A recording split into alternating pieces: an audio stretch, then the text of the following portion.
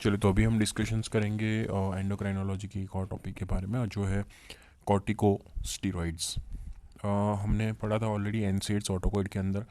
वहाँ पे हमने कहा था कि एनसेड्स जो होते हैं बेसिकली, उसका पूरा फुल फॉर्म लिखे तो non steroidal anti inflammatory drugs. ठीक है, वहाँ पे हमने डिस्कशंस किया था कि एनसेड्स एक टाइप की एंटी इन्फ्लामेटरी ड्रग है, लेकिन नॉन स्टीरॉयडल है। मीन्स कि जब आप यहाँ पे पढ़ रहे हैं कॉर्टिकोस्टेरॉइड, तो इट सेल्फ सजेस्ट के स्टीरॉइड्स जो है as an anti inflammatory medications में फर्स्ट चॉइस पे आते हैं। तो उसका अगर मेन यूज़ कहा जाए कॉर्टिकोस्टेरॉइड का, तो वो है as an anti inflammatory medications. उसके अलावा काफ़ी सारी जगह पे कॉर्टिकोस्टेरॉइड्स का यूज़ होता है। ये ऐसा कह सकते हैं कि फार्माकोलॉजी में एक ऐसी ड्रग्स हैं, जो क्लास ऑफ ड्रग्स हैं कि जो कई जगह पे यूज़ होती है। बहुत ज़्यादा यूजेस हैं इसके। उसके हिसाब से उसके साइड इफ़ेक्ट्स भी बहुत ज़्यादा है। ठीक है, तो इसीलिए ये एक ड्रग है कि जो हर एक एग्जामिनर पूछ सकता है बच्चों को ध्यान में लेते हुए, क्योंकि इसमें आपको काफ़ी कंटेंट मिल जाएगा लिखने के लिए। तो इसलिए ये एग्जामिनर्स का अच्छा क्वेश्चंस रहता है, स्पेशली शॉर्ट नोट के तौर पे, कि कॉर्टिकोस्टेरॉइड्स के कुछ क्लासिफिकेशंस लिखिए, उसकी फार्माकोलॉजिकल एक्शंस लिखिए, उसकी यूजेस लिखें, या फिर उसके साइड इफ़ेक्ट्स के बारे में डिस्कशंस करें।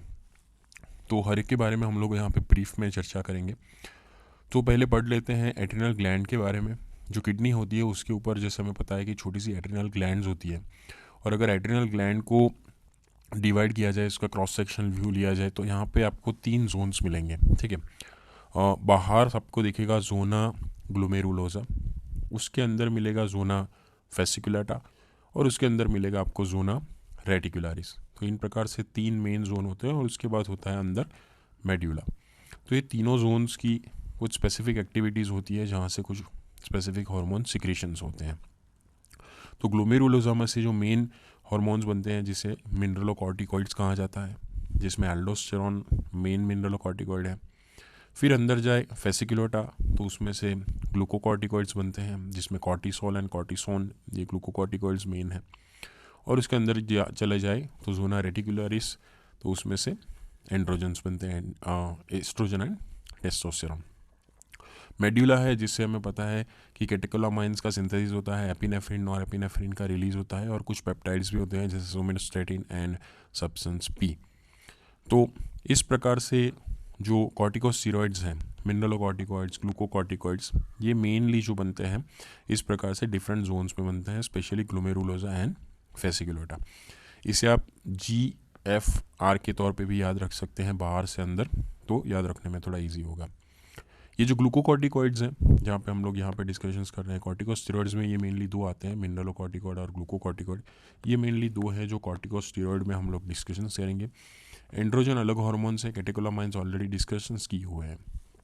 ये जो ग्लूकोकॉर्टिकॉइड का सिक्रेशंस मैक्सिमम अर्ली मॉर्निंग में होता है, ये भी एक इंपॉर्टेंट चीज़ है, याद रखना ज़रूरी है physiology point of view.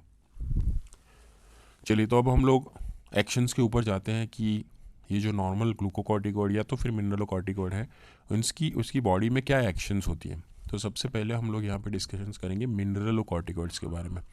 Mineral जैसे नाम में ही है, ठीक है। मेजर एंडोजिनस मिनरलोकॉर्टिकॉइड कौन है? अल्डोस्टेरोन। अल्डोस्टेरोन के बारे में हम लोग कई जगह पे देख चुके हैं, डायूरेटिक्स में देख चुके हैं, कंजस्टिव हार्ट फेलियर में भी ऑलरेडी डिस्कशंस कर चुके हैं। ठीक है, क्या रोल होता है अल्डोस्टेरोन या फिर मेन जो मिनरलोकॉर्टिकॉइड का? वो मेनली काम करता है किडनी के अंदर, उसमें भी डिस्टल कन्वोल्यूटेड टिब्यूल, जो distal part of the tubule होता है, वहाँ पे वो काम करता है। अगर हमने यूरिन फॉर्मेशन की फिजियोलॉजी देखी थी, तो वहाँ पे हमने डिस्कशंस किया था, और जो उसका मेन काम होता है वो है सोडियम रीअब्जॉर्प्शन करना। तो अल्डोस्टेरोन है मेनली सोडियम को रीअब्जॉर्ब करता है, और किसको एक्सक्रीट करता है? पोटाशियम और H+। सो पोटाशियम और H+ को एक्सक्रीट करता है, और सोडियम को रीअब्जॉर्ब करने का काम है अल्डोस्टेरोन का। अब मान लीजिए कि अगर अल्डोस्टेरोन का लेवल या फिर मिनरलोकॉर्टिकॉइड का लेवल बॉडी के अंदर एक्सेस हो जाए, बढ़ जाए, तो क्या होगा? उसकी एक्सेजरेटेड एक्शंस होगी। तो सोडियम ज़्यादा रिटेंशन होगा, वाटर ज़्यादा रिटेंशन होगा, जिससे हाइपरटेंशन और ईडिमा जैसी सिचुएशन हो सकती है। और पोटेशियम ज़्यादा लॉस होगा, जिससे हाइपोकेलेमिया हो सकता है, और H+ लॉस होगा, जिससे बॉडी में अल्कलोसिस जैसी सिचुएशंस क्रिएट हो सकती है। तो these are the main symptoms और conditions associated with excess of mineralocorticoids. ठीक है, किसी भी प्रकार से एल्डोस्टेरोन का सिक्रीशन एक्सेस हो जाता है, कोई ट्यूमर हो गया या फिर ज़्यादा हो गया बॉडी के अंदर उसका कॉन्सेंट्रेशन, तो इससे इस प्रकार की सिचुएशंस क्रिएट हो सकती है। फिर दूसरा है डेफिशिएंसी अगर हो जाए, अगर यही जो मिनरलोकॉर्टिकॉइड्स हैं उसकी डेफिशिएंसीज हो जाए, कम हो जाए, तो उसे बोलते हैं एडिसन्स डिसीज़। तो उसमें क्या होगा, उससे उल्टा इफेक्ट क्रिएट होगा। यहाँ पे अब क्या होगा कि जो सोडियम का रीअब्जॉर्प्शन है वो कम हो जाएगा। सोडियम टोन के लिए इंपॉर्टेंट है, तो वो टोन चला जाएगा तो हाइपोटेंशन होगा। पोटेशियम का लेवल बढ़ जाएगा जिससे हाइपरकैलेमिया होगा, और H+ का लेवल बढ़ने से बॉडी में एसिडोसिस क्रिएट होता है। तो ये हमने ब्रीफ में देखा कि मिनरलोकॉर्टिकॉइड एक्सेस हो जाने से या फिर डेफिशिएंट हो जाने से किस प्रकार की सिचुएशंस बॉडी में क्रिएट होती हैं। अभी जो अल्डोस्टेरोन है उसका दूसरा भी एक रोल है, वो है मायोकार्डियल रीमॉडलिंग के अंदर। जब भी हमने CHF देखा था तो CHF में हमने डिस्कशंस किया था कि एक मायोकार्डियल रीमॉडलिंग होता है। ये इवेंचुअली क्या प्रोसेस है कि इसमें जो हार्ट सेल्स हैं अपनी इलास्टिसिटी धीरे धीरे खो देते हैं और डैमेज हो जाते हैं। Eventually it gets converted to fibrous tissues. तो जिससे क्या होता है कि हार्ट की इलास्टिसिटी चली जाती है, हार्ट का फंक्शनिंग धीरे धीरे कम होने लगता है, और एक हार्ट लास्ट स्टेज में देखें तो एक पत्थर जैसा हो जाता है कि अब वो पंप नहीं कर पाएगा। तो जिसे बोलेंगे मायोकार्डियल रीमॉडलिंग। ये एक ख़राब चीज़ है, ठीक है, तो इसे बंद करना बहुत ज़रूरी है। हमें ऐसी मेडिकेशन CHF में देनी चाहिए कि जो सिर्फ सिम्टोमेटिक इम्प्रूव ना करे, लेकिन ये जो रीमॉडलिंग की जो ख़राब प्रोसेस हो रही है हार्ट के ऊपर, उसे भी कम करे। तो इसीलिए जैसे हमने देखा था कि जो भी ड्रग्स रेनिन एंजियोटेंसिन सिस्टम के ऊपर काम करती है, वो ड्रग्स रेनिन एंजियोटेंसिन अल्डोस्टेरोन सिस्टम के ऊपर, जैसे स्पेसिफिक हम अल्डोस्टेरोन की यहाँ पे बात कर रहे हैं, तो वहाँ उसके ऊपर जो काम करती है वो ड्रग ये रीमॉडलिंग को कम करने में हेल्प करेगी। तो जैसे स्पाइरोनोलैक्टोन हो गई जो अल्डोस्टेरोन रिसेप्टर एंटागोनिस्ट एक डायूरेटिक्स है, AC inhibitors, angiotensin receptor blockers और बीटा ब्लॉकर्स की जो रेनिन का रिलीज कम करती है। तो इस प्रकार की ये कुछ मेडिकेशंस है जो मायोकार्डियल रीमॉडलिंग कम करती हैं, और जिससे मोर्टालिटी हम लोग कम कर सकते हैं CHF वाले पेशेंट्स में। हमने क्यों यहाँ पे डिस्कस किया, क्योंकि यहाँ पे भी अल्डोस्टेरोन एक इम्पॉर्टेंट रोल प्ले करता है, तो इसीलिए हमने यहाँ पे ये डिस्कशंस किया है। तो मिनरलोकॉर्टिकॉइड्स का जो नॉर्मल एक्शंस देखने के बाद हम लोग देखते हैं अब ग्लूकोकॉर्टिकॉइड्स के बारे में। मिनरलोकॉर्टिकॉइड्स का तो बहुत सिंपल चीज़ था, किडनी के ऊपर काम था, ज़्यादा कुछ काम है नहीं उसका सिग्निफिकेंट। ग्लूकोकॉर्टिकॉइड्स का काफ़ी सारा वेराइटी ऑफ काम है, तो उसके बारे में अब हम लोग डिस्कशंस करेंगे। जो एंडोजीनस मेजर ग्लूकोकॉर्टिकॉइड है वो है हाइड्रोकॉर्टिजोन, जिसे कॉर्टिसोल भी कहा जाता है, ठीक है। अब इसकी कुछ डायरेक्ट एक्शंस आती है जिसे डोज डिपेंडेंट एक्शंस भी कहा जाता है, जैसे जैसे डोज बढ़ाएंगे उसकी एक्शंस आएगी उसके हिसाब से डायरेक्ट, और कुछ परमिसिव एक्शंस भी है। परमिसिव एक्शंस मीन्स कि वो इनडायरेक्टली काम करवाता है, ठीक है। तो मान लीजिए कि वेस्कुलर सिस्टम के ऊपर, सो वेस्कुलर सिस्टम के ऊपर कॉर्टिकोस्टेरॉइड खुद काम नहीं करता, लेकिन वो कैटेकोलामाइंस के थ्रू काम करवाता है। Same goes for bronchial smooth muscles, तो उसे उसकी परमिसिव एक्शंस कहते हैं। जैसे ये कॉर्टिकोस्टेरॉइड्स क्या करते हैं कि खुद वास्कुलर टोन नहीं बढ़ाते, लेकिन कैटेकोलामाइन के थ्रू वास्कुलर टोन बढ़ाते हैं। तो इसीलिए आप लोग ओवरऑल इफेक्ट देखेंगे तो उससे कई पेशेंट्स में हाइपर टेंशन होता है। अगर ज़्यादा से ज़्यादा ग्लूकोकॉर्टिकॉइड लॉन्गर समय तक यूज़ करते हैं तो पेशेंट में हाइपर टेंशन होता है, लेकिन वो हाइपर टेंशन उसकी डायरेक्ट एक्शन से नहीं है, it's because of its permissive actions through catecholamines. तो वही मेन, कई बार ये चीज़ वाइवा में क्वेश्चंस पूछते हैं कि what is permissive action of glucocorticoids, तो ये इसे परमिसिव एक्शंस कहा जाता है। अब ग्लूकोकॉर्टिकॉइड्स की एक्शंस देखते हैं मेटाबॉलिज्म के अंदर। तो ये मेनली एक कैटाबॉलिक हार्मोन है जो ब्रेक डाउन करता है स्पेशली कार्बोहाइड्रेट्स का, तो जिससे हाइपरग्लाइसीमिया होता है, ठीक है। सो डायबिटीज़ वाले पेशेंट्स में ये कंट्राइंडिकेटेड है ऐसी चीज़ें। प्रोटीन्स को भी तोड़ता है, तो इसीलिए मसल भी डैमेज होते हैं, मसल वेस्टिंग होते हैं, मसल मास घटने लगता है। और फैट के ऊपर एबनॉर्मल रीडिस्ट्रीब्यूशन ऑफ फैट होता है। जो फैट है वो एबनॉर्मली रीडिस्ट्रीब्यूट होता है। तो फेस के ऊपर डिपोजिशंस होता है जिसे मून फेस हो जाता है, माउथ के ऊपर डिपोजिशन होता है, फिश माउथ होने लगता है, बैक के ऊपर डिपोजिशंस होता है, बफेलो हम्प होने लगता है। एक्सट्रीमिटीज़ में से ये सब फैट रिमूव करके सेंट्रली जमा करेगा। सिंपल चीज़ कहूँ तो अगर पेशेंट्स में अगर स्टीरॉयड का लेवल ज़्यादा है तो उसका बॉडी कैसा दिखेगा आपको, उसके एक्सट्रीमिटीज़ थिन दिखेंगे, लेकिन सेंट्रली जैसे उसका ट्रंक हो गया, फेस हो गया, तो ये आपको बड़ा बड़ा फैटी लगेगा, ठीक है। तो इस प्रकार का स्पाइडर जैसा अपीयरेंस हो जाएगा, तो इसे एबनॉर्मल रीडिस्ट्रीब्यूशन ऑफ फैट कहा जाता है। इससे ऑस्टियोपोरोसिस भी होता है, बोन के ऊपर अगर इसकी इफेक्ट देखें, क्योंकि नेगेटिव कैल्शियम बैलेंस होता है, इंटेस्टिनल अब्जॉर्प्शंस कैल्शियम का ये कम कर देता है, इवन रीनल एक्सक्रीशंस भी बढ़ा देता है। तो उसे कंपनसेट करने के लिए क्या करते हैं कि जो ऑस्टियोक्लास्टिक एक्टिविटी बढ़ जाती है, तो ऑस्टियोक्लास्टिक एक्टिविटी करने की वजह से ज़्यादा बढ़ने की वजह से ऑस्टियोपोरोसिस होता है। तो इस प्रकार की चीज़ के ऊपर ध्यान रखना ज़रूरी है कि जो स्टीरॉइड्स हैं ये अगर लॉन्ग टर्म दिए जाए तो उससे बोन भी डैमेज होते हैं, ऑस्टियोपोरोसिस होता है। फिर कार्डियोवास्कुलर सिस्टम के ऊपर भी कुछ इफ़ेक्ट्स हैं। अच्छी इफ़ेक्ट की अगर हम बात करें तो एंटी इन्फ्लामेटरी एक्शंस हैं, और जिसकी वजह से जो कैपिलरी परमिएबिलिटी है वो कम करता है, प्रिवेंट्स करता है, जो इंक्रीज इन द परमिएबिलिटी होती है उसको ये कम करता है। तो इन्फ्लामेशन एक तरह से कम करने का काम करता है। तो इसीलिए एक्यूट इन्फ्लामेटरी कंडीशंस में कई बार ये स्टीरॉइड्स का यूज़ किया जाता है। तो इन्फ्लामेटरी जो परमिएबिलिटी होती है कैपिलरी की वो कम कर देता है। ठीक है।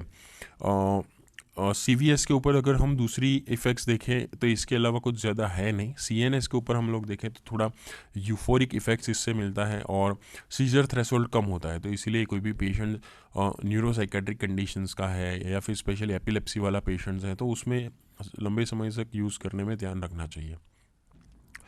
GIT के ऊपर एक सिग्निफिकेंट इफेक्ट है, इससे पेप्टिक अल्सर अग्रावेट होता है, HCl के सिक्रीशंस, पेप्सिन्स के सिक्रीशंस स्टमक में बढ़ते हैं।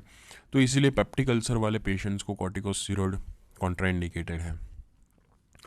ब्लड सेल्स के ऊपर देखें, स्पेशली हिमोपोइटिक सिस्टम के ऊपर इसका इफेक्ट देखें तो ये मेनली क्या करता है कि जो लिम्फोसाइट्स होते हैं, T सेल, B सेल्स, इनको ये मैलिग्नेंसी में डिस्ट्रक्शंस करता है। तो अगर लिम्फोसाइटिक किसी भी प्रकार की मैलिग्नेंसी है, जैसे लिम्फोसाइटिक ल्यूकीमियाज हो गए, तो उसमें ये जो T सेल्स या फिर B सेल्स लिम्फोसाइट्स होते हैं मैलिग्नेंसी में उनको डैमेज करते हैं, तोड़ते हैं। तो एक अच्छी एंटी मैलिग्नेंट इफेक्ट कार्सिनोमा में देखने को मिलती है। स्पेशली T लिम्फोसाइट्स को ये ज़्यादा तोड़ते हैं compare to the B lymphocytes. Circulations में से भी ये सेल्स ये सबको ला देते हैं, सिक्वेस्ट्रेशंस करते हैं, lymphocytes, eosinophil, monocytes and basophils. तो सर्कुलेशन लेवल्स इनका घटता है, टिश्यू के अंदर ले जाते हैं इन्हें, लिम्फोसाइट्स को, इओसिनोफिल को, मोनोसाइट और बेसोफिल को, जबकि न्यूट्रोफिल्स को लाते हैं सर्कुलेशंस में। क्योंकि इससे बोन मैरो में से रिलीज होता है और न्यूट्रोफिल का लेवल ये बढ़ाते हैं। तो इस प्रकार की इफेक्ट्स देखने को मिलती है ऑन द हिमेटोपोइटिक सिस्टम। अब इन्फ्लामेटरी रिस्पॉन्स मेन है, जैसे हमने बात की थी कि ये ड्रग्स का मेन यूज ही होता है as an anti inflammatory medications. तो पावरफुल एंटी इन्फ्लामेटरी एजेंट्स है, क्रोनिक इन्फ्लामेशन है या तो फिर एक्यूट इन्फ्लामेशन है, सभी जगह पे ये ड्रग्स यूज़ की जाती है। जो इसकी मेन एंटी इन्फ्लामेटरी एक्शंस आती है वो है कीमोटैक्सिस इनहिबिशंस करना। कीमोटैक्सिस मीन्स कि इन्फ्लामेटरी साइट्स के ऊपर जो सेल्स रिक्रूटमेंट होता है उनको ये बंद कर देता है।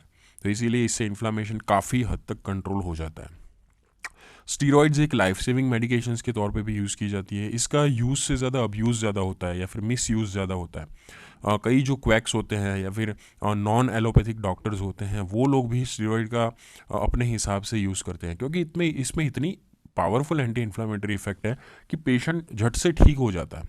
तो उनको पॉजिटिव इफेक्ट्स ही पता है, तो इसका ये मिसयूज़ करते हैं और जिससे पेशेंट्स ठीक होने लगता है। तो कई सारे क्वैक्स जो हैं ये स्टेरॉइडल मेडिकेशंस का यूज़ करते हैं, इंजेक्टेबल यूज़ करते हैं, तो पेशेंट्स को बहुत ही क्विक इन्फ्लामेशंस में से रिलीफ मिलती है। वो इन्फ्लामेशन फिर इंजरी की वजह से हो या फिर कोई इन्फेक्शंस की वजह से हो, ये लाइफ सेविंग मेडिकेशंस के तौर पे काम करती है। दूसरी जो मैकेनिज्म है जिससे इन्फ्लामेशन कम करता है वो हमने प्रोस्टाग्लैंडिन सिंथेसिस में देखा था।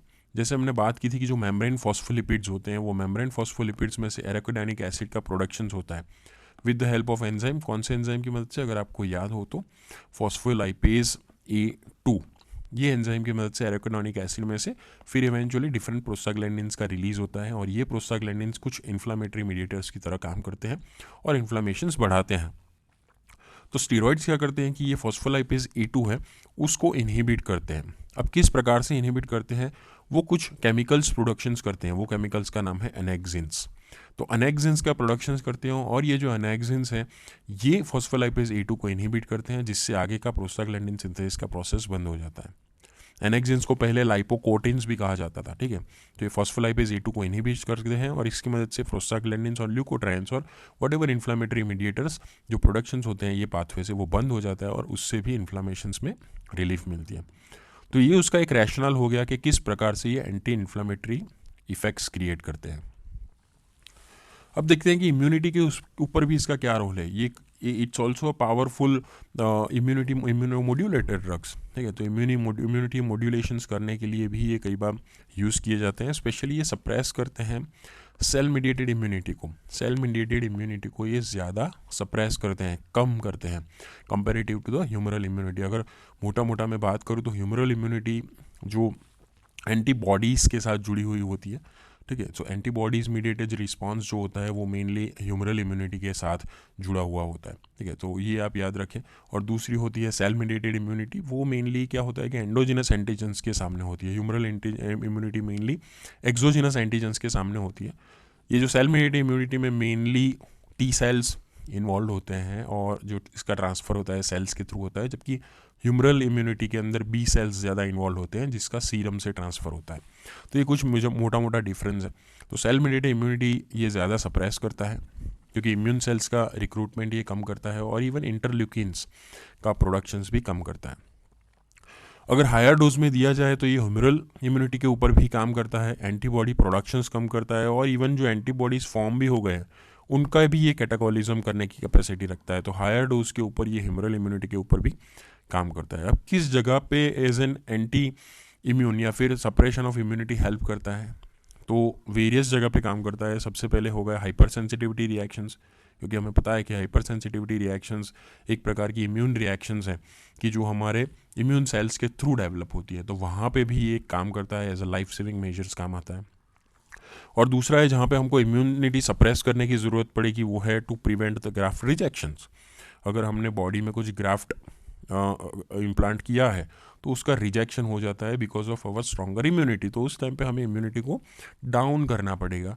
तो वहाँ पे भी इम्यूनिटी को कम करने के लिए इस प्रकार के मेडिकेशन, स्टीरॉयडल मेडिकेशंस हेल्प करती है।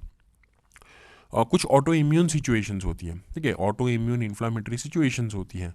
तो ऐसे ऑटो इम्यून डिसीज़ में भी हमारी इम्यूनिटी को थोड़ा सप्रेस करना ज़रूरी है, तो उसमें भी ये ड्रग्स काफ़ी हेल्पफुल होती है। लेकिन इम्यूनिटी सप्रेस करने से एक बड़ी चीज़ क्या होती है कि हमारी डिफेंस सिस्टम वीक हो जाती है, तो हमें इन्फेक्शंस लगने के चांसेस बढ़ जाते हैं। अब ये ग्लूकोकॉर्टिकॉइड्स और मिनरलोकॉर्टिकॉइड्स की ये सब जो फार्माकोलॉजिकल एक्शंस हमने मेजरली देखी, अब उसके बाद हम लोग देखते हैं कि उसके अंदर जो ड्रग्स होती है उसका क्लासिफिकेशन किस प्रकार से किया जाता है। उनमें से भी कई बार कुछ एमसीक्यूज पूछे जाते हैं। जैसे हम लोग ग्लूकोकॉर्टिकॉइड्स की बात करें तो ग्लूकोकॉर्टिकॉइड्स एक होते हैं शॉर्टर एक्टिंग, जो सब इमीडिएटली काम करते हैं, जो इमरजेंसी सिचुएशंस में यूज़ होते हैं, ठीक है। तो उसमें जो मेन यूज़ किया जाता है वो है हाइड्रोकॉर्टिजोन, जिसे कॉर्टिसोल भी कहा जाता है। इसमें ग्लूकोकॉर्टिकॉइड और मिनरलोकॉर्टिकॉइड की एक्टिविटी सेम होती है। तो कई बार आपको क्वेश्चंस पूछते हैं कि name a glucocorticoid with maximum mineralocorticoid activity, तो उसमें हाइड्रोकॉर्टिजोन होता है। सबसे कम पोटेंट ग्लूकोकॉर्टिकॉइड हम लोग देखें तो वो शॉर्टर एक्टिंग में कॉर्टिसोन है, ठीक है। सो कॉर्टिसोल जो है सबसे पोटेंट है, मैक्सिमम मिनरलोकॉर्टिकॉइड भी एक्टिविटी है। तो ये कुछ आइडियल वे की तरह काम करता है। तो जब भी एक्यूट इन्फ्लामेटरी सिचुएशंस होती हैं, एक्यूटली हमें इन्फ्लामेशंस को मैनेज करना होता है, इमरजेंसी सिचुएशंस होती हैं, तो उस टाइप पे हमें मिनरलोकॉर्टिकॉइड और ग्लूकोकॉर्टिकॉइड दोनों एक्टिविटी चाहिए होती है और वहाँ पे अच्छे से ये हाइड्रोकॉर्टिजोन काम करता है। तो आप देखेंगे कि काफ़ी सारी इमरजेंसी कंडीशन जैसे स्टेटस अस्थमैटिकस हो गई या फिर कुछ एनाफाइलेक्टिक सिचुएशंस हो गए, सभी जगह पे हाइड्रोकॉर्टिजोन का यूज़ किया जाता है। फिर आता है इंटरमीडिएट एक्टिंग, जो थोड़ी लंबे समय तक काम करती है, 12 से 36 घंटे तक काम करती है। इसमें प्रेडनिसोन है जो प्रोड्रग की तरह काम करती है, जिसमें से प्रेडनिसोलॉन बनता है। फिर उसके अलग अलग डेरिवेटिव्स बने हैं, जैसे मैप्रेडनिसोन, फ्लूप्रेडनिसोन, ट्राइएमसिनोलॉन, मिथाइल प्रेडनिसोलॉन, जिसका यूज़ किया जाता है। मिथाइल प्रेडनिसोलॉन काफ़ी यूज़ होता है। और फिर कुछ लॉन्गर एक्टिंग ग्लूकोकॉर्टिकॉइड होते हैं, वो 36 से 72 घंटे तक काम करते हैं, जिसमें डेक्सामिथाजोन और बीटामिथाजोन का यूज़ किया जाता है। इसमें मैक्सिमम ग्लूकोकॉर्टिकॉइड एक्टिविटीज़ होती हैं। ये भी कई बार सिस्टमिक यूज़ करते हैं। फिर हम लोग देखते हैं मिनरलोकॉर्टिकॉइड्स के बारे में। कुछ इंपॉर्टेंट मिनरलोकॉर्टिकॉइड्स के अगर नाम लिखे तो मेनली 3 है। एक है अल्डोस्टेरोन, जो एंडोस्टिनस भी होता है, जैसे हमने बात की थी। उसके अलावा है फ्लूड्रोकॉर्टिजोन और तीसरा है डोका, ठीक है, डीऑक्सीकॉर्टिकोस्टेरोन एसीटेट। ये एमसीक्यूज कई बार पूछते हैं कि अल्डोस्टेरोन है जिसमें मैक्सिमम मिनरलोकॉर्टिकॉइड एक्टिविटी होती है, तो मिनरलोकॉर्टिकॉइड की मैक्सिमम एक्टिविटी होती है इन अल्डोस्टेरोन। फ्लूड्रोकॉर्टिकोन है जिसमें मिनरलोकॉर्टिकॉइड के साथ मैक्सिमम ग्लूकोकॉर्टिकॉइड एक्टिविटी होती है। तो ऐसे पूछें कि name a mineralocorticoid with maximum glucocorticoid activity, तो आप लिखेंगे फ्लूड्रोकॉर्टिजोन। अगर आप ऐसा आपको ऐसा पूछे कि name a glucocorticoid with maximum mineralocorticoid activity, तो आप क्या लिखेंगे? तो आप लिखेंगे हाइड्रोकॉर्टिजोन। ठीक है, सो इस प्रकार के एमसीक्यूज पूछे जाते हैं। और फिर डोका है, जिसे प्योर मिनरलोकॉर्टिकॉइड भी कहा जाता है, जिसमें जीरो ग्लूकोकॉर्टिकॉइड एक्टिविटी होती है। तो प्योर या तो फिर सिलेक्टिव मिनरलोकॉर्टिकॉइड अगर आपको एमसीक्यू में पूछते हैं तो ये चीज़ आपको लिखना है। तो एमसीक्यूज में इसमें से काफ़ी एमसीक्यूज पूछते हैं, तो इसीलिए जो भी स्पेसिफिक चीज़ें हमने यहाँ पे मेंशन की हैं। चलिए, अभी फार्माकोलॉजिकल एक्शंस देखी, क्लासिफिकेशंस देखा है ऑलरेडी। अब उसके बाद हम लोग चलते हैं यूजेस के ऊपर। ठीक है, तो जो कॉर्टिकोस्टेरॉइड्स हैं इसके यूजेस क्या क्या हैं? तो सबसे पहला जो यूज़ है एज अ रिप्लेसमेंट, मीन्स कि जब भी बॉडी के अंदर ऐसे ग्लूकोकॉर्टिकॉइड या तो फिर मिनरलोकॉर्टिकॉइड नहीं होते हैं तो हम लोग ऐसे रिप्लेसमेंट बाहर से देते हैं, तो उसे रिप्लेसमेंट यूजेस कहते हैं। जैसे एक्यूट एड्रिनल इनसफिशिएंसी, एड्रिनल की इनसफिशिएंसीज हो गई हैं, इनफ ग्लूकोकॉर्टिकॉइड मिनरलोकॉर्टिकॉइड नहीं है, तो एक इमरजेंसी सिचुएशन में हम लोग बाहर से पेरेंटल एडमिनिस्ट्रेशन करते हैं, और हाइड्रोकॉर्टिजोन से बेहतर कुछ नहीं है, 1/1 ग्लूकोकॉर्टिकॉइड मिनरलोकॉर्टिकॉइड एक्टिविटी है। अगर क्रोनिक एड्रिनल इनसफिशिएंसी है, जैसे हमने कहा कि एडिसन्स डिजीज कि मेनली मिनरलोकॉर्टिकॉइड की ज़्यादा डेफिशिएंसीज हैं, तो उस टाइम पे फ्लूड्रोकॉर्टिजोन भी यूज़ किया जाता है या फिर हाइड्रोकॉर्टिजोन भी यूज़ किया जाता है, कई बार ओरली भी यूज़ किया जाता है। फिर एक सिचुएशन हो गई कंजेनाइटल एड्रिनल हाइपरप्लेजिया। नाम देखिए आप, कंजेनाइटल है, एड्रिनल हाइपरप्लाजिया है, मीन्स के एड्रिनल ग्लैंड का हाइपरप्लाजिया हो गया है, लेकिन इनफ ग्लूकोकॉर्टिकॉइड्स नहीं है। क्यों नहीं है? बिकॉज वो बनने के लिए जो एंजाइम्स चाहिए ग्लूकोकॉर्टिकॉइड बनने के लिए, वो एंजाइम की डेफिशिएंसीज है, इसीलिए इसका इम्प्रॉपर सिंथेसिस ऑफ कॉर्टिकोस्टेरॉइड्स हो रहा है। ठीक है, सो एड्रिनल स्टेरॉइड्स कम है, इम्प्रॉपर सिंथेसिस हो रहा है क्योंकि उसके बनने वाले एंजाइम्स नहीं हैं। तो इसीलिए क्या होता है कि जो फीडबैक इनहिबिशन वाली सिस्टम गड़बड़ हो जाती है, वो ऊपर से ट्राई करती है कि ज़्यादा से ज़्यादा प्रोडक्शंस करे ACTH का, तो ACTH का प्रोडक्शन बढ़ने लगता है, लेकिन नीचे ग्लूकोकॉर्टिकॉइड मिनरलोकॉर्टिकॉइड नहीं बढ़ने लगते हैं। तो उसकी वजह से क्या होता है कि ओवर ग्रोथ हो जाता है, एड्रिनल ग्लैंड के ऊपर ज़्यादा से ज़्यादा पुश आता है, तो एड्रिनल ग्लैंड के सेल्स बड़े हो जाते हैं, तो इससे हाइपरप्लाजिया में चला जाता है। तो ग्लैंड हाइपरप्लाजिया है, ज़्यादा ACTH है, लेकिन बनने वाले एंजाइम्स नहीं है, उसकी डेफिशिएंसीज है, तो इसीलिए इसे कंजेनिटल एड्रिनल हाइपरप्लाजिया भी कहा जाता है। अब इस सिचुएशन में हमें बाहर से ऑब्वियसली ग्लूकोकॉर्टिकॉइड्स और मिनरलोकॉर्टिकॉइड्स देने पड़ेंगे, जैसे हाइड्रोकॉर्टिजोन दिया जाता है, जिससे इवेंचुअली ये जो हाइपोथैलेमो पिट्यूटरी एक्सिस है वो सप्रेस हो जाती है।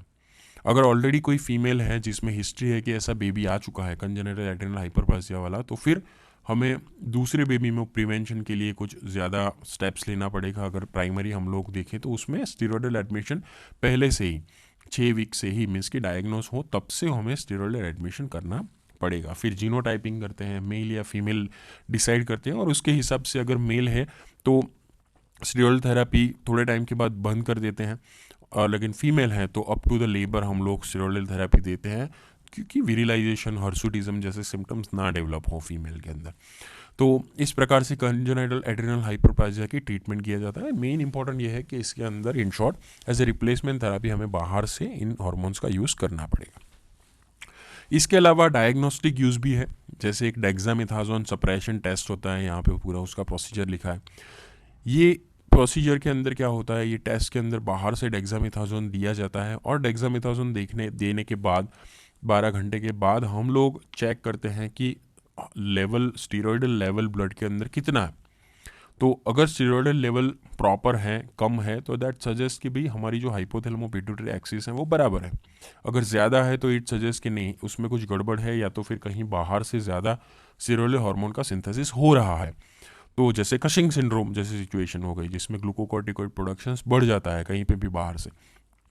तो इस प्रकार का जो भी सिचुएशंस हैं उसको डिफरेंशिएट करने के लिए हम लोग बाहर से डेक्सामेथासोन देते हैं, जिसे डेक्सामेथासोन सप्रेशन टेस्ट कहा जाता है। तो मोटा मोटा यही है। यहाँ पे थोड़ा ओवरव्यू आपको दिया गया है, जैसे 11 बजे रात को दिया गया है, फिर सुबह में 8 बजे उसका कॉर्टिजोल का लेवल मेजर किया। तो अगर कम होता है तो अच्छी बात है, क्योंकि हमारी हाइपोथैलेमो पिट्यूटरी एक्सिस इंटैक्ट है। अगर नहीं होता है तो दैट मीन्स के बाहर से कहीं या तो फिर इंटैक्ट नहीं है या तो फिर बाहर से कहीं प्रोडक्शंस हो रहा है। फिर से देखते हैं कितना लेवल पे रिडक्शंस हो रहा है। अब ज़्यादा रिडक्शन हो रहा है मीन्स के कसिंग सिंड्रोम है, पिट्यूटरी ट्यूमर वगैरह है जिससे प्रोडक्शन हो रहा है, या तो फिर रिडक्शन नहीं ही हो रहा है तो फिर ACTH का लेवल देखते हैं, और ACTH का प्रोडक्शन कहीं बाहर से तो नहीं बढ़ गया ना, वो देखते हैं। इवन एड्रिनल ट्यूमर है तो उसके बारे में भी फिर हम लोग इन्वेस्टिगेट करते हैं। तो इन शॉर्ट इसमें ज़्यादा डीप में जाने की ज़रूरत नहीं है। डेक्सामेथासोन का एक ये भी यूज़ होता है सप्रेशन टेस्ट हाइपोथैलेमो पिट्यूटरी एक्सिस की इंटेग्रिटी देखने के लिए और कसिंग सिंड्रोम को डायग्नोस करने के लिए। तो ये हो गए थे एज अ रिप्लेसमेंट यूज़। अब हम लिखते हैं कुछ एंटीनेटल यूज़। ठीक है, तो जैसे हमें पता ही है कि जब डिलीवरी 32 वीक से पहले एंटिसिपेट की जाती है तब फीटल लंग मैच्योरेशंस को ज़्यादा बढ़ाने के लिए या फिर एक्सेलरेट करना बहुत ज़रूरी है, क्योंकि प्री टर्म लेबर में अगर हो गया तो बच्चे के लंग्स प्रॉपर मैच्योर नहीं होंगे। तो उनको मैच्योर करने के लिए हम लोग बाहर से बीटा मिथाजोन्स के कुछ इंजेक्शंस देते हैं जिससे हम लोग काफ़ी सारे इम्प्रूवमेंट्स बच्चे में कर सकें। मेन तो हम लोग रेस्पिरेटरी डिस्ट्रेस सिंड्रोम को प्रिवेंट कर सकें। ये स्टीरॉइड्स हेल्प भी करते हैं, पेटेंट डक्टस आर्टेरियोसिस है तो टाइम पे बंद हो जाने के लिए, नेक्रोटाइजिंग एंट्रोकोलाइटिस प्रिवेंट करते हैं, और ऐसा भी माना जाता है कि इंट्रावेंट्रिकुलर हेमरेजेस होते हैं या फिर पेरीवेंट्रिकुलर हेमरेजेस होते हैं, इसको भी ये कम करते हैं। तो काफ़ी सारे अच्छे एडवांटेजेस हैं ऑफ यूजिंग द बीटा मिथाजोन एंटीनेटली। डेक्सामिथाजोन और बीटामिथाजोन दोनों यूज़ किया जाता है, लेकिन बीटामिथाजोन इंडिया में अवेलेबल नहीं है। डेक्सामिथाजोन मेनली यूज़ करते हैं, IM इंजेक्शंस यूज़ करते हैं, 12 घंटे पे यूज़ करते हैं, 6 mg के 4 डोजेस देते हैं। ये कुछ प्राइमरी इन्फॉर्मेशन है about the antenatal use of this steroids इन बच्चों के लिए। फिर ये सब तो हो गए एड्रिनल यूजेस। अब कुछ नॉन एड्रिनल यूजेस भी हैं, जैसे हमने देखा कि कॉर्टिकोस्टेरॉइड्स की काफ़ी सारी एडिशनल एक्टिविटीज़ भी है, फार्माकोलॉजिकल एक्शंस भी हैं हर एक सिस्टम के ऊपर, तो उसके ऊपर से उसके यूजेस बनाए गए हैं। तो एज एन एंटी इन्फ्लामेटरी जो मेनली हम लोग यूज़ करते हैं as an anti inflammatory medications, तो इन्फ्लामेटरी आर्थराइटिस होते हैं जैसे रूमेटॉइड आर्थराइटिस हो गया, ऑस्टियो आर्थराइटिस या फिर एक्यूट गाउटी आर्थराइटिस। तो ये डिफरेंट टाइप्स ऑफ आर्थराइटिस हैं, हर एक की पैथोजेनेसिस अलग अलग है, लेकिन मेनली इन्फ्लामेशंस हर एक में होता है। तो वो इन्फ्लामेशंस कम करने के लिए हम लोग ये एंटी इन्फ्लामेटरी ड्रग्स स्टेरॉइड्स का यूज़ करते हैं।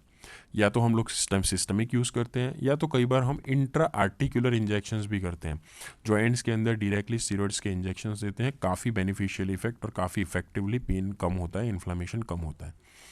पहले हम non steroidal anti inflammatory drugs का यूज़ करते हैं और इससे नहीं होता है पेन रिलीफ या फिर इन्फ्लामेशन कम, तभी हम लोग स्टेरॉयडल के ऊपर जाते हैं।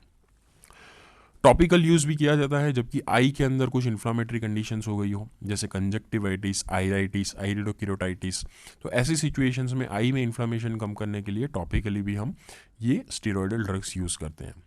एक चीज़ याद रखनी है, MCQ में कई बार पूछते हैं कि जब हर्पिस सिम्प्लेक्स केरेटाइटिस हो तो ये एब्सोल्यूट कॉन्ट्राइंडिकेटेड है स्टेरॉइड। सो वायरल सिचुएशंस अगर हो तो ये हमें थोड़ा एक्सक्लूड करना जरूरी है कि हर्पिस सिम्प्लेक्स केरेटाइटिस में इसका यूज़ नहीं करना चाहिए steroidal use.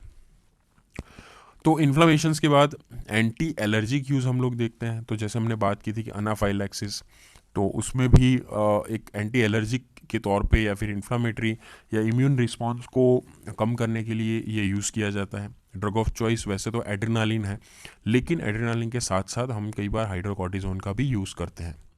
एंजियोइडीमा, serum sickness, अर्टिकोरिया, various symptoms हो गए एक्यूट एलर्जिक या फिर एनाफाइलेक्टिक कंडीशंस में, तो उसे ट्रीट करने के लिए हम लोग यूज़ करते हैं।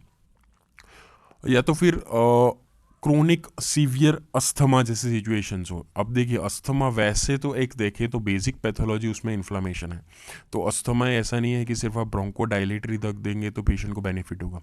अस्थमा के अंदर बेसिक इन्फ्लामेटरी प्रोसेस चलती रहती है, तो ये इन्फ्लामेशन कम करने के लिए क्रोनिक इन्फ्लामेशन स्पेशली है जो कम करने के लिए हम लोग ग्लूकोकॉर्टिकॉइड्स भी देते हैं। तो इन्हेलेशनल ब्रोंकोडायलेटर्स के साथ अगर हम गाइडलाइंस देखेंगे तो गाइडलाइंस में अब ये जो as an anti inflammatory medications steroidal drugs का भी साथ में यूज़ करना ज़रूरी है। सीवियर स्ट्रेसफुल सिचुएशंस हो जैसे स्टेटस अस्थमेटिकस जैसी की सिचुएशंस हो, इमरजेंसी सिचुएशंस हो, वहाँ पे हम लोग IV हाइड्रोकॉर्टिजोन का यूज़ करते हैं। आगे ऑलरेडी हमने डिस्कशंस किया है। स्किन की कुछ कंडीशंस हो जैसे फेम्फिगस वल्गारिस, एक्सफोलिएटिव डर्मेटाइटिस या फिर SJ सिंड्रोम। SJ सिंड्रोम वैसे बहुत सीवियर सिचुएशंस हैं स्किन में जिसमें स्किन की आउटर लेयर निकलने लगती है, same goes for exfoliative dermatitis. तो उसमें भी as an anti inflammatory medications ये ड्रग्स यूज़ की जाती है। यहाँ पे आपको कई बार एमसीक्यूज पूछ सकते हैं कि किस प्रकार की ड्रग्स से एसजे सिंड्रोम होता है। तो मुझे एक कार्बामेज़ेपिन याद आ रही है, नेविरापिन याद आ रही है। ये कुछ ड्रग्स हैं, आप लिस्ट बनाइए जिससे एसजे सिंड्रोम हो सकता है। फिर इम्यूनोसप्रेसिव यूजेस हैं इम्यूनिटी मॉड्यूलेट करने के लिए, जैसे हमने बात की थी। Specially high dose of corticosteroid दिया जाता है क्यों क्यों जब भी organ transplantation to prevent the graft rejection, जब भी ऑर्गन ट्रांसप्लांटेशन किया गया हो, कोई ग्राफ्ट इंस्टॉल किया गया हो तो उसका ग्राफ्ट रिजेक्ट ना हो, तो इसीलिए हम लोग इम्यूनिटी को थोड़ा कम करते हैं, सप्रेस करते हैं। तो as an immune suppressive drugs corticosteroids का यूज़ किया जाता है। दूसरी बात, ऑटो इम्यून डिसीजेस, जैसे हमने बात की थी, काफ़ी सारे ऑटो इम्यून डिसीजेस हैं। मायसिनिया ग्रेविस हो गया, मसल के अंदर ईएनएस में पड़ा है। हीमोलाइटिक एनीमिया हो गया। कुछ कोलिजन वास्कुलर डिसीज़ हैं, polyarteritis nodosa, SLEs, nephrotic syndrome, या तो फिर जीआईटी के इन्फ्लामेटरी कंडीशंस हैं, ulcerative colitis and Crohn's disease. तो उसमें भी जब 5 एमिनो सैलिसिलिक एसिड्स के डेरिवेटिव्स काम नहीं आते हैं तो एक्यूट एक्साजर्बेशंस को कम करने के लिए हम लोग स्टीरॉयडल ड्रग्स का यूज़ करते हैं। वो स्टीरॉयडल ड्रग्स का यूज़ या तो फिर हम लोग सिस्टमिक करते हैं या तो फिर टॉपिकल करते हैं। टॉपिकल ज़्यादा प्रीफर किया जाता है, रेक्टम के अंदर हम लोग कॉर्टिकोस्टेरॉइड पंप से इंस्टॉल करते हैं। तो ये कुछ इम्यून सप्रेसिव यूजेस भी हो गए ये स्टेरॉइडल मेडिकेशंस के। एंटी कैंसर एक्टिविटी भी है, जैसे हमने बात की थी कि स्पेशली लिम्फोसाइट्स के ऊपर मैलिग्नेंट सेल्स जो होते हैं उसमें लिम्फोसाइटिक एक्शंस भी ये क्रिएट करता है। तो इसीलिए जो भी लिम्फोसाइटिक ल्यूकेमिया है, एक्यूट लिम्फोसाइटिक ल्यूकेमियाज हो गए या फिर लिम्फोमाज हो गए, क्रोनिक लिम्फोसाइटिस ल्यूकेमियाज हो गए, तो उसमें भी यूज़ होता है। हॉजकिन्स एज वेल एज नॉन हॉजकिन्स लिम्फोमाज हो गए। तो लिम्फोमाज ल्यूकेमिया जहाँ पे लिम्फोइड टिश्यूज़ की एक्शन ज़्यादा होती है या फिर उसका एबनॉर्मल प्रोलिफरेशन होता है, तो उसको तोड़ने के लिए as an anti cancer medication steroid use की जाती है। ठीक है, तो इसका तो मेन यूज़ यही है। इसके अलावा थोड़ा एडिशनल एडवांटेज भी है। जब हम लोग जीआईटी देखेंगे वहाँ पे एक टॉपिक है एंटी वॉमिटिंग ड्रग्स, वॉमिटिंग कम करने वाली मेडिकेशंस। तो उसमें कॉर्टिकोस्टेरॉइड भी एक कैटेगरी है। कॉर्टिकोस्टेरॉइड की कुछ एंटी वॉमिटिंग इफ़ेक्ट्स भी हैं, तो उस प्रकार से भी ये हेल्प करती है नौशिया और वॉमिटिंग को प्रिवेंट करने के लिए। स्पेशली जब भी एंटी कैंसर ड्रग्स दी जाती है तो ट्रिमेंडस नौशिया वॉमिटिंग होता है, तो वो इसकी main dose limiting side effects हैं, तो वो उसको भी कम करने में ये हेल्प करती हैं ये मेडिकेशंस। दूसरी कुछ स्पेसिफिक इफेक्ट देखी गई हैं कॉर्टिकोस्टेरॉइड्स की, उसमें से एक है कि सेरेब्रल इडीमा कम करता है। स्पेशली मैलिग्नेंसीज और टीबी के साथ जुड़ा हुआ है सेरेब्रल इडीमा, तो उसको ये कम करता है। तो उसमें सिलेक्टिव ग्लूकोकॉर्टिकॉइड वाली एक्शंस वाले जो है स्टेरॉइड्स यूज़ किए जाते हैं, जैसे बीटामिथाजोन और डेक्सामिथाजोन। सीवियर इन्फेक्शंस हो गया है, जैसे टीबी मेनिंजाइटिस हो गया, लेप्रा रिएक्शंस है, उसमें भी ये हेल्प करता है। और इसमें मेन याद रखना है कि कहाँ पे कॉन्ट्रा इंडिकेटेड है। जैसे हमने ऑप्थेल्मिक यूज़ में हर्पिस सिम्प्लेक्स केरेटाइटिस को एक रखा था कि वो एक्सक्लूड की जाए या फिर कॉन्ट्रा इंडिकेटेड है, इसी प्रकार से इंटेस्टिनल टीबी है, इलियोसिकल टीबी है, तो उसमें भी स्टेरॉइड का यूज़ नहीं करना चाहिए। ये जब हमने एंटी माइक्रोबियल टीबी चैप्टर पढ़ा था वहाँ पर भी पॉइंट आउट किया था, क्योंकि इससे परफोरेशन, इंटेस्टिनल परफोरेशन के चांसेस बढ़ते हैं। तो इंटेस्टिनल या फिर इलियोसिकल टीबी में corticosteroids are absolutely contraindicated. Septic shock जैसी सीवियर सिचुएशंस हो गई, जैसे हमने बात की थी कि हर एक इन्फ्लामेटरी सीवियर सिचुएशंस, वो इन्फ्लामेटरी सिचुएशन या तो इन्फेक्शन बढ़ने की वजह से हो, इंजरी की वजह से हो, किसी भी प्रकार से हो, तो हर एक इमरजेंसी में हम हाइड्रोकॉर्टिजोन को हमेशा याद करते हैं। हमेशा इमरजेंसी स्टे में हमारा हाइड्रोकॉर्टिजोन होता है। ड्यूशेन मसल डिस्ट्रॉफी एक डिस्ट्रॉफी है, एक जेनेटिक डिसऑर्डर है जिसमें मसल डैमेज होता है, तो उसमें भी डेफ्लाजाकॉर्ट करके एक स्टेरॉइडल ड्रग है, उसका यूज़ किया जाता है। सार्कोइडोसिस एक क्रोनिक ग्रेनुलोमेटस डिजीज है, मेनली लंग्स को ज़्यादा अफेक्ट करता है, उसमें भी स्टेरॉइड का रोल पाया गया है। इवन इन थ्रोम्बोसाइटोपिनिया, उसमें भी प्रेडनिसोलोन जो ब्लीडिंग टेंडेंसी कम करने में हेल्प करता है। ऑटो इम्यून हीमोलाइटिक एनीमिया में भी प्रेडनिसोलोन का यूज़ होता है, ऑलरेडी हम लोग देख चुके हैं। और एक ये भी चीज़ निकल के आई है कि जब भी स्पाइनल कॉर्ड इंजरी वाले पेशेंट्स को ट्रीट किया जाए अर्ली आवर्स के अंदर, विद इन 8 आवर्स के अंदर, with large dose of methyl prednisolone, तो उससे न्यूरोलॉजिकल साइड इफ़ेक्ट्स होने के या फिर न्यूरोलॉजिकल डिफेक्ट्स होने के चांसेस कम हो जाते हैं। तो उसको भी कम करने के लिए स्टेरॉइड्स हेल्प करते हैं। तो ये कुछ हो गए सबसे ज़्यादा कुछ बाहर के यूजेस और कुछ स्पेसिफिक यूजेस जो पाए गए हैं, जो रिपोर्ट्स किए गए हैं। तो ये हो गए यूजेस अबाउट दी कॉर्टिकोस्टेरॉइड्स। अब कुछ इंपॉर्टेंट पॉइंट्स देखते हैं। स्पेशली यहाँ पे जो लिखा हुआ है वो इंपॉर्टेंट पॉइंट्स है उसकी साइड इफ़ेक्ट्स के बारे में, ठीक है। तो जब भी हम लोग स्टेरॉइड्स को लॉन्ग टर्म यूज़ करते हैं, जैसे मोर देन 2 वीक्स, तो ऑलवेज़ याद रखें कि उसका फिर एब्रप्ट विड्रॉल नहीं करना है। अगर स्टेरॉइड को एक बार 2 वीक से ज़्यादा, 15 डेज से ज़्यादा चालू रखा है, तो उसको धीरे धीरे धीरे धीरे ग्रेजुअली ही टेपर करना है उसका डोज। अगर आप एब्रप्टली विड्रॉ करेंगे तो उससे क्या होगा, एक्यूट एड्रेनल इंसफिशिएंसीज हो जाएगा, हाइपोथैलेमो पिट्यूटरी एक्सिस जो है वो सप्रेशन हो जाता है, और एक बार वो सप्रेशन होता है फिर उसका रिकवरी में काफ़ी टाइम लगता है, सेवरल वीक्स टू मंथ लगते हैं, कई बार ईयर भी लग जाता है।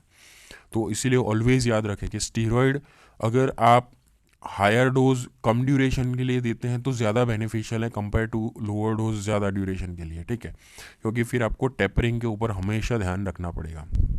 तो वही लिखा है कि large single dose less harmful है, जबकि स्मॉल और लॉन्गर ड्यूरेशन के लिए तो ज़्यादा हार्मफुल हो सकता है। जब भी पेशेंट स्टेरॉयड के ऊपर हो तो ऑलवेज़ अगर ध्यान रखें कि उसको कुछ इन्फेक्शन या फिर ट्रॉमा या फिर कुछ स्ट्रेसफुल सिचुएशन हो जाए तो स्टेरॉयड का डोज एटलीस्ट कम नहीं करना है, उतना ही रखना है या तो फिर बढ़ाना है, नेवर टू रिड्यूस, ठीक है। तो पेशेंट को अगर इन्फेक्शन ट्रॉमा हो, स्टेरॉयड के ऊपर हो, तो उसका डोज ऑलवेज बढ़ाइए। चलिए अब जाते हैं एडवर्स इफेक्ट्स और कॉन्ट्राइंडिकेशंस के बारे में। तो जैसे हमने बात की थी कि स्टीरॉयड्स की कैटेकोलामाइंस के थ्रू परमिसिव एक्शंस आती है ऑन सीवियर्स, और जिसकी वजह से हाइपर टेंशन हो सकता है। मोस्टली जो स्टीरॉयड्स के साइड इफ़ेक्ट्स होते हैं वो क्रोनिक या फिर लॉन्गर टर्म यूज़ करने से होते हैं, ठीक है।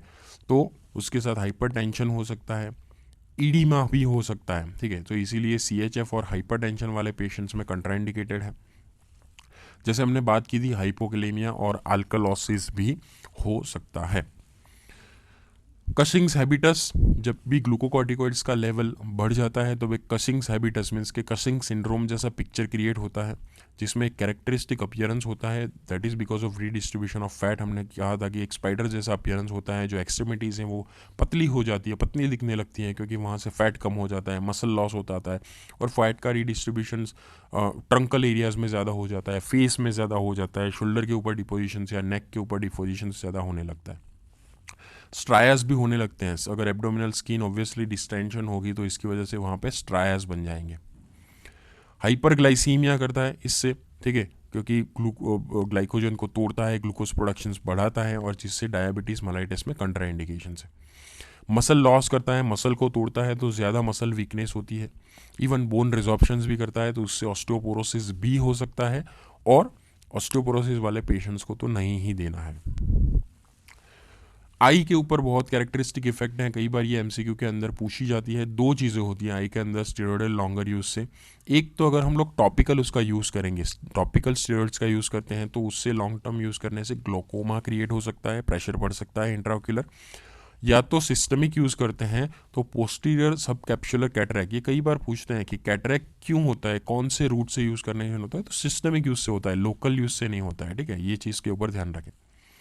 इन्फेक्शंस की ससेप्टिबिलिटी बढ़ जाती है, ऑब्वियसली इम्यून सप्रेशंस करता है तो इन्फेक्शन लगने के चांसेस बढ़ जाता है। वुंड हीलिंग डिले करता है, एंटी इन्फ्लामेटरी एक्शंस का एक दूसरा साइड भी है कि वुंड हीलिंग भी डिले होता है। पेप्टिक HCl सिक्रेशंस बढ़ाता है तो कॉन्ट्राइंडिकेटेड है, पेप्टिक अल्सर वाले पेशेंट्स में ब्लीडिंग और परफोरेशंस हो जाता है। एंटीनेटल फीटल मैच्योरेशंस के लिए दिया जाता है, लेकिन प्रेगनेंसी के अंदर कॉन्ट्राइंडिकेटेड है कि फीटल एबनॉर्मलिटीज़ हो सकती है। यंगर चाइल्ड को दिया जाए प्रोलॉन्ग पीरियड के लिए तो ग्रोथ रिटार्डेशन भी इससे नोटिस किया गया है। CNS स्टिमुलेटरी इफेक्ट हैं, तो हमने बात की थी कि साइकोसिस के अंदर कॉन्ट्राइंडिकेटेड है, और शीजर थ्रेशोल्ड ये कम करता है, तो इसीलिए एपिलेप्सी के अंदर भी कॉन्ट्राइंडिकेटेड है। ऑस्टियोनेक्रोसिस होता है, इससे स्पेशली एवास्कुलर नेक्रोसिस देखा गया है with high dose of glucocorticoid, specially hip bone में, जो हमारा फीमर बोन होता है वहाँ पे एवास्कुलर नेक्रोसिस ऑफ नेक भी देखा गया है। तो ये था contraindications and adverse drug reactions of corticosteroids. अब हम लोग एंटी ग्लूकोकॉर्टिकॉइड कुछ ड्रग्स भी देख लेते हैं, या फिर उसके बारे में प्राइमरी चर्चा कर लेते हैं। यहाँ पे आप देखेंगे तो एंड्रोजन्स हैं, ग्लूकोकॉर्टिकॉइड्स है और मिनरलोकॉर्टिकॉइड्स है। इवेंचुअली उसका प्रोडक्शंस पाथवे देखेंगे, एक उसका प्रोडक्शन पाथवे है। तो आप देखेंगे कोलेस्ट्रॉल में से ही ये सब प्रोडक्शंस होता है। तो कोलेस्ट्रॉल ऐसा नहीं है कि 100% बैड चीज़ है, ये ज़रूरी भी है। बॉडी के अंदर जो हार्मोनल लेवल है, स्पेशली ग्लूकोकॉर्टिकॉइड, मिनरलोकॉर्टिकॉइड, एंड्रोजन्स, ये सब बनने के लिए कॉर्टिकोस्टेरॉल कोलेस्ट्रॉल बहुत ज़रूरी है। तो इवेंचुअली ये सब कोलेस्ट्रॉल में से ही बनते हैं, ठीक है। लेकिन ओवर नहीं होना चाहिए, ये बात है। अब आप यहाँ पे देखेंगे तो हर एक पाथवेज है एक दूसरे से इंटर रिलेटेड है। मीन्स कि आप यहाँ पे देखेंगे तो प्रेग्नेनोलॉन जो प्रिकर्सर है जिसमें से इवेंचुअली मिनरलोकॉर्टिकॉइड बनता है, उसमें से 17 अल्फा हाइड्रोक्सिलेज प्रेग्नेनोलॉन बनता है, एक डेरिवेटिव बनता है, उसमें से इवेंचुअली कॉर्टिसोल प्रोडक्शंस होता है। ये इवेंचुअली एंड्रोजन प्रोडक्शंस के लिए भी रिस्पॉन्सिबल है। तो ये सब इंटरकनेक्टेड पाथवेज है, और ये इंटरकनेक्टेड पाथवेज में से जो दूसरे डेरिवेटिव प्रोडक्शंस होते हैं वो कुछ एंजाइम्स की मदद से होते हैं, ठीक है। अब हर एक एंजाइम जो प्रोडक्शंस करते हैं उसको टारगेट करके कुछ ड्रग्स बनाई गई है, वो एंटी हार्मोनल डेरिवेटिव्स की तरह काम करती है। यहाँ पे आप देखेंगे तो सबसे पहले आप देखेंगे यहाँ पे चीज़ें या फिर ड्रग्स, तो यहाँ पे कुछ नाम दिए गए हैं, इटोमिडेट, कीटोकोनाजोल, लीवोक्लिटोकोनाजोल या फिर माइटोटेन। तो ये कुछ ड्रग्स हैं जो इनिशियल कोलेस्ट्रॉल साइड चेन क्लीवेन है उसको इनहिबिट करते हैं, और इसमें से इवेंचुअली ये सब जो हार्मोनल प्रोडक्शन है कम करते हैं। तो जब भी हमें ये हार्मोनल प्रोडक्शन कम करना है तो हम लोग ये दवाइयाँ देते हैं, इटोमिडेट, कीटोकोनाजोल जैसी। तो ये कुछ MCQs हैं, आप याद रख सकते हैं कि ऐसा ना हो कि ये दवाइयों के बारे में आपने सुना ही ना हो। एक माइटोटेन करके भी मेडिकेशन है, आप देखेंगे माइटोटेन करके भी मेडिकेशन है, तो ये भी इवेंचुअली एल्डोस्टेरॉन, ग्लूकोकॉर्टिकॉइड और एंड्रोजन का प्रोडक्शंस कम करती है। यही सब मेडिकेशंस अलग अलग जगह पे काम करती है, ऑलमोस्ट सेम मेडिकेशंस है ये सब। सो अमाइनोग्लूटाथाइड, ग्लूटेथेमाइड करके पहले मेडिकेशंस थी जो breast cancers, specially estrogen depend. अब देखिए कि किस सिचुएशंस में ये यूज़ की जाती है ड्रग्स। अगर ईस्ट्रोजन ज़्यादा प्रोडक्शन हो गया, एंड्रोजन प्रोडक्शन ज़्यादा हो गया, ग्लूकोकॉर्टिकॉइड ज़्यादा प्रोडक्शन हो गया, मिनरलोकॉर्टिकॉइड ज़्यादा प्रोडक्शन हो गया, तो ये सब जगह पे कम करने के लिए या स्विच ऑफ करने के लिए ऐसी ड्रग्स यूज़ की जाती थी। लेकिन ये क्या थी, नॉन सिलेक्टिव ड्रग्स थी, तो एक हार्मोन के साथ दूसरे भी काफ़ी हार्मोन्स बंद कर देती थी। तो इसलिए अब ये ज़्यादा यूज़ नहीं की जाती है, लेकिन कई बार MCQ में ये पूछी जाती है। तो अमाइनोग्लूटेथेमाइड करके एक मेडिकेशन है, ब्रेस्ट कैंसर्स के लिए यूज़ की जाती थी। कीटोकोनाजोल जो वैसे एंटी फंगल मेडिकेशन है, लेकिन उसमें ग्लूकोकॉर्टिकॉइड प्रोडक्शंस भी कम होता है, तो कई बार कुछ और चीज़ काम ना आए तो कसिंग सिंड्रोम में यूज़ की जाती है। इवन प्रोस्टेटिक कैंसर्स में जो एंड्रोजन डिपेंडेंट सिचुएशंस है उसमें यूज़ की जाती है। माइटोटेन जो हमने देखा कि सभी प्रोडक्शंस पाथवे को बंद करती है, अननोन मैकेनिज्म से काम करती है। ये MCQs कई बार पूछते हैं, मेडिकल एड्रेनलेक्टोमी के लिए यूज़ होती हैं, क्योंकि सभी एड्रेनल प्रोडक्शंस हार्मोन्स के बंद हो जाते हैं, उससे सब एड्रेनल ग्लैंड्स के प्रोडक्शंस बंद हो जाते हैं, तो इसे मेडिकल एड्रेनलेक्टोमी कहते हैं। और मिटोटेन ये ड्रग का नाम आप याद रखें। कसिंग सिंड्रोम बंद करने के लिए दूसरी भी एक ड्रग है, मेटिरापोन। तो मेटिरापोन करके भी एक मेडिकेशन है, वो यहाँ पे काम करती है। एक ड्रग है मिफेप्रिस्टोन। ये जब हम लोग एस्ट्रोजन प्रोजेस्टेरॉन डेरिवेटिव्स देखेंगे वहाँ पे मिफेप्रिस्टोन के बारे में हम लोग पढ़ेंगे। ये कॉर्टिकोस्टेरॉइड रिसेप्टर एंटागोनिस्टिक की तरह भी काम करती है।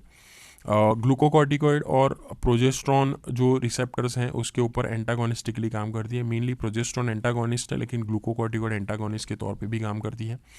प्रोजेस्टेरॉन एंटागोनिस्ट हैं, प्रोजेस्टेरॉन प्रेगनेंसी के लिए बहुत ज़रूरी है, तो इसीलिए मेडिकल टर्मिनेशन ऑफ प्रेगनेंसी में यूज़ होती है। ये as a post coital emergency contraceptive के तौर पे यूज़ की जाती है, और कसिंग सिंड्रोम के कुछ इनऑपरेटिव पेशेंट्स में कई बार रेयरली यूज़ की जाती है। तो कई बार MCQ में ये पूछते हैं, mifepristone because of anti glucocorticoid activity addition to the anti progesteronic activity इसे यूज़ किया जाता है। स्पाइरोनोलेक्टोन और एप्लेरानोन करके भी मेडिकेशन हमने ऑलरेडी दिखा है, अल्डोस्टेरोन रिसेप्टर्स के एंटागोनिस्ट हैं, वो पोटेशियम स्पेरिंग डायूरेटिक के तौर पे यूज़ होते हैं। और ड्रोस्पाइरेनोन करके भी है, ये भी एक अल्डोस्टेरोन रिसेप्टर एंटागोनिस्ट है, लेकिन इसका use as a contraceptive medication with estrogen derivatives किया जाता है। तो ये हमारा पूरा जो सेक्शंस था कॉर्टिकोस्टेरॉइड्स के बारे में था। होपफुली आपको जो भी इंपॉर्टेंट चीज़ें हैं समझ में आ गई होगी। फिर भी कुछ डाउट्स हैं तो हमें पूछ सकते हैं। हमारे प्लेलिस्ट सब चेकआउट कीजिए, हम सभी लेक्चर्स हमने सिस्टम के हिसाब से बनाए हैं, और फार्माकोलॉजी प्रैक्टिकल्स का हमारा प्लेलिस्ट देखना ना भूलिएगा। फ्रेंड्स के साथ शेयर कीजिए, अगर अच्छा लगा है तो सब्सक्राइब कीजिए। Thank you very much.